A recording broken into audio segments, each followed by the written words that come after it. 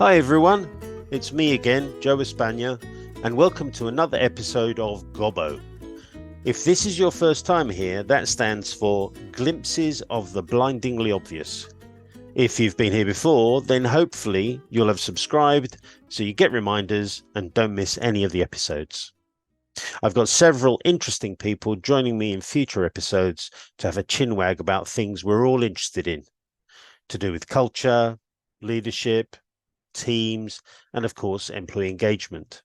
The other night, I was having a meal with a client of mine, putting the world to rights and talking about the real challenges they sometimes face with team motivation and individual engagement. We were talking about this and that, and then he stopped me dead with a question which was really like being slapped around the face with a wet fish, metaphorically, of course. But I really wasn't expecting it. I say a question, but it was more like a statement, actually, which afterwards really made me think. And I reckon it said more about their general approach to the subject than a genuine inquiry. The question was, what on earth can team leaders actually do about employee engagement that HR can't? Isn't that a brilliant question? I really must remember it. Well, I think the answer to that question is actually quite a lot. So let's get down to it and rummage around with some of my views on the subject. See what you think.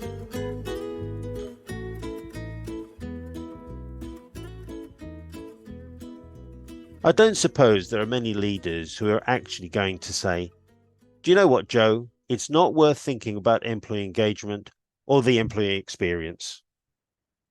Not really. I don't think there are going to be many people who view things that way. After all, the stats on the business benefits are a bit, well, overwhelming. Fully engaged employees are motivated and dedicated to making your organization a success. At its most superficial, engaged employees lead to greater customer satisfaction and loyalty. It's a no-brainer. But we also know that employee engagement also leads to improvement in business innovation, productivity, and ultimately profits. In short, it impacts the bottom line, and this is well known or well understood now. Back in 2008, it feels like centuries ago, and coincidentally, just when Nita Clark and David McLeod were doing their Engage for Success research, I was doing desktop review of the available literature. There was so much, it nearly killed me. What I was trying to do was to synthesize, if you like, organizational practices that are core to high performance and separate out the most common factors that seem to contribute to employee engagement at the individual level. As I said, the volume of material practically turned my brain to mush. But what my reading confirmed was that although there are probably multiple factors affecting employee engagement, and organizations apply a range of people strategies, don't we? That really sort of focus in on high performance core practices. They're all designed and deployed by HR at a macro or organization wide level. So, for example, total reward and benefits, recognition programs, internal communications, obviously training, training and development, career and succession planning, and maybe even some community involvement programs, etc. What was far more interesting to me, and that was revealed by research, was the answer to my question, what is the engine and smallest operating unit of employee engagement? In other words, where does engagement actually live in an organization? Well, funnily enough, this was really clear. The most fundamental, or let's say the smallest operating unit of employee engagement is the team. And its most influential engine are the personal relationships between a line manager and his or her direct reports. This is something that Gallup's been banging on about for years, but all sorts of other studies point directly to the same view or the same point or the same idea. Well, after several lie downs with a cold flannel across my brow, by the summer of 2011, some very central concepts had emerged for me. One element is that employee engagement isn't a static state or a on-off experience. Yet, curiously, we tend to survey this once a year. Luckily, more organizations nowadays seem to be doing more regular pulse checks or continuous monitoring. So if you're not doing this, it's really worth thinking about it. Employees are not simply either engaged or disengaged. An individual state or level of engagement is kind of variable. Think about it. You might feel disengaged at the beginning of your work week and end it with feelings of higher engagement. And of course, the reverse can be true. You might have started your workday feeling really engaged, but then you have a difficult or a dissatisfying conversation with a work colleague or maybe your boss, and now your feelings of engagement have plummeted.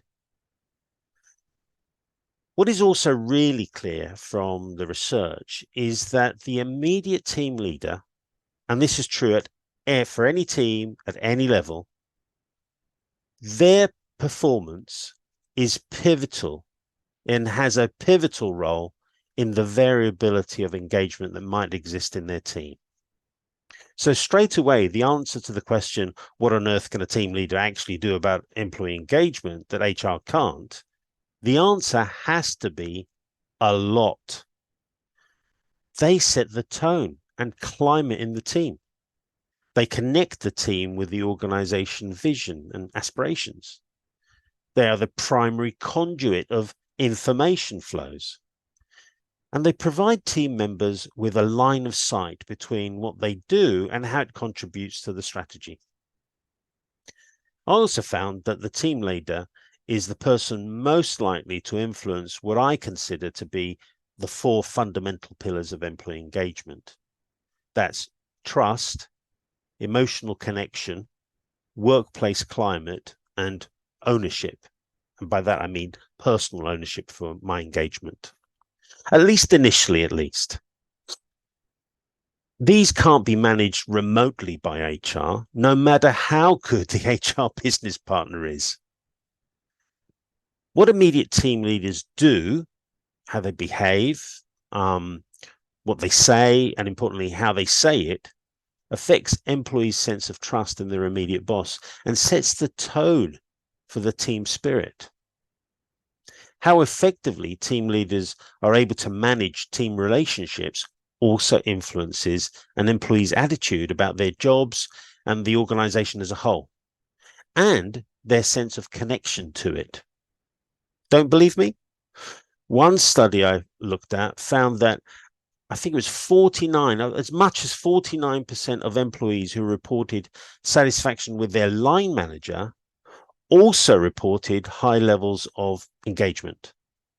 Now, contrast that with another study that said about 80% of those who expressed dissatisfaction with their line manager also said they had high levels of disengagement. I think this notion is pretty clear. Another factor at play here is the F word, feelings. This comes up a few times in other episodes of Gobbo. In a majority of studies investigating the effect of emotions at work, it was noted that fully engaged employees express feelings of enthusiasm, empowerment, confidence, and appreciation based on their interactions with their line manager as well as their team members. While an engaging team leader enables team members to feel valued, confident, and connected, a poor line manager probably irritates the pants off them and probably makes them feel uncomfortable. Duh, I hear you say. Is the Pope a Catholic? Well, okay, let's face it, this is glimpses of the blindingly obvious. But it can't be overestimated. When immediate line managers communicate positive emotions, employees will tend to feel good about the organization as a whole. And this emotion-based engagement revolves around a number of factors that the immediate line manager can influence directly, like the quality of the feedback they offer, the sense that they create for the team that they have a voice and are being heard, the recognition they provide, and how they resolve, say, differences or tensions that might exist in the team. These are all things a team leader can do something about. So let's talk a little bit about the real challenges that exist for line managers. Look, I think we have to be honest here and recognize that many team leaders are totally maxed out, caught up with the day-to-day business of managing and prioritizing their own tasks. Highly effective team leaders know the importance of the type of support and challenge they create for their team members. As different team members have different competence and commitment levels for different tasks, let's say, so really good team leaders deploy a range of approaches to deal with these differences, from, say, instructing to coaching or delegating appropriately to the individual and the particular circumstances they're dealing with. One way won't fit all situations, so team leaders need to adapt their style and approach. Hold on, I can hear someone shouting at me that open, honest, and transparent communication also makes a big difference. Well, you can stop shouting. I'm in complete agreement. This plays into the climate of I wish I could say this word, psychological safety that's created. And if there's one thing we know about psychological safety, is that the team leader has to go first, role modeling exactly what's needed by the team to create that kind of environment. Employees who trust and feel respected by their line manager will tend to be more confident that they can speak freely without fear of repercussions. On the other hand, a line manager who fails to communicate openly, particularly about, let's say, difficult messages, tends to lose the confidence of their direct reports and can cause them to start doubting their own team leader's ability. Time and again, studies show that team leaders who consistently promote open communication generate the highest levels of engagement. So these are just some of the things I think a team leader can do to amplify engagement in their teams. It pays dividends for team leaders to get to know their team members as individuals, recognizing their foibles as human beings and the variability of their engagement levels. A team member, I think, wants to feel that their immediate boss is interested in them firstly as a person and cares about their life outside of work and how it might affect performance in work. In a couple of client programs, I thought I'd be brave and test this idea by asking people about this. Only about a third said that they believed their line manager actually cared about them at a personal level, which I thought was a bit telling and a bit sad. I can understand it though. You know, team leaders are maxed out, as we said, and often too busy to demonstrate genuine caring, even if they really wanted to. I think, and I'm going to take a guess that you think this too, that there's a dramatic opportunity to boost engagement at what I call a micro level, at the team level within organizations, by line managers, just demonstrating an authentic, caring attitude, and by managing all the personal drivers of engagement that I've mentioned. So, to add to what I've already talked about, let me give you some suggestions as to how I think a team leader can do a lot more than HR ever can about employee engagement. I wrote an ebook some time ago that gave 130 suggestions for creating a habit of engagement. You can download it free from the website or from the notes to this episode of Gobbo. But here are just a few suggestions. Imagine that you wanted to boost the climate of openness in your team As I've mentioned, how team members feel about the climate or atmosphere that surrounds them at work is going to be a major moderator of engagement. When they feel they're able to openly express what they're thinking or feeling, it just creates psychological safety and boosts that kind of interpersonal trust. So try these tips. Actively show that you welcome differences of opinion in your team. Encourage them to approach you to discuss their needs, their feelings, and any concerns they might have. The feelings part is really important, actually. Invite your team to talk openly about difficult issues. Share your own personal stories, your own concerns, what upsets you or angers you, and maybe what it fills you with joy, pride, or hope. After all, you're not a robot, you're a human being. Although having said that, I have met one or two people who do seem a bit robot-like. Other things you could do are to personally demonstrate your willingness to discuss elephant in the room subjects and demonstrate empathy towards individuals who seem to you that they look a bit reticent about saying what they're really thinking or feeling. Also, imagine you're trying to create a greater sense of participation in the team. You know what it's like. Some people are a bit quieter than others and maybe don't put themselves forward as much as others. This can be important because participation boosts personal ownership or a sense of personal ownership.